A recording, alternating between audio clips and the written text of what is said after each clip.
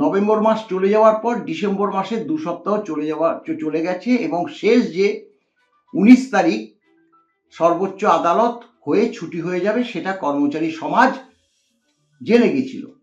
অর্থাৎ স্বাভাবিক নিয়মে সবাই ভেবেছিল যে এই লাস্ট দিন, অর্থাৎ গতকাল 19 তারিখ গেছে, যে লাস্ট দিন ডিএ মামলাটা হয়তো রায়টা প্রকাশ পাবে।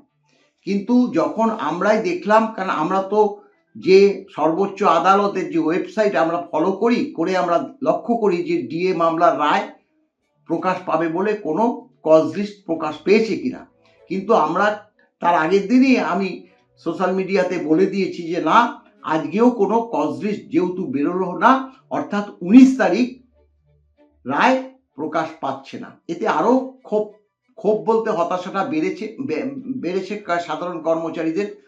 কিন্তু দেখুন, এক্ষেত্রে আমরা যখন পোস্ট করছি বিরূপ নানা ধরনের মন্তব্য আমরা লক্ষ্য করছি, সেটা আমরা স্বাভাবিক মনে করি, কিন্তু আমাদের তো কিছু করণীয় নেই। আমরা কর্মচারী সমাজ দেখেছে আমরা কিভাবে এই আইনি লড়াইটা লড়েছি। সেটা যদি কেউ অস্বীকার করে সেটা তাহলে আমাদের কাছে দুর্ভাগ্য এবং দুঃখজনক ব্যাপার হবে।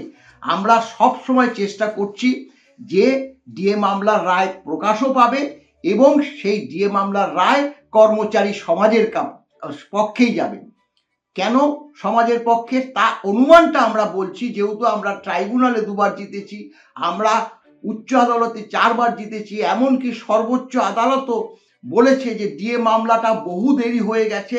স্বাভাবিকভাবে কর্মচারীদের আগে 50%, সেটা সরকারি অ্যাডভোকেটের যে রিকোয়েস্ট ক্রমে সেটা 25% হয়েছে। অর্থাৎ সর্বোচ্চ আদালতও মনে করেছে যে ডিএ মামলার রায়টা যে কর্মচারীদের পক্ষেই হয়তো যাবে, তাই আগে দেওয়া হোক 50%, একদম 50%-র কথা বলেছিল।